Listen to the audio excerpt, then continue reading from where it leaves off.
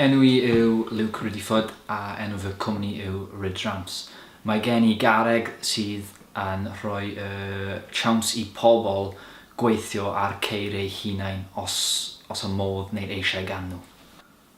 Dwi wastad wedi gweithio am teulu am flynyddoedd a mae pob un nhw yn cael busnes eu hunain a nes I teimlo fel bod hwn yw fy siawns fi I dod lan efo nhw.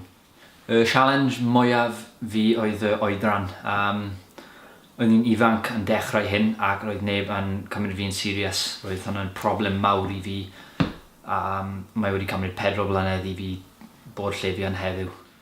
Fe hoffwn I cael busnes sydd yn rhedeg ei hunain ond sydd yma I helpu pobl eraill sy'n eisiau wneud beth dwi'n offeri iddyn nhw.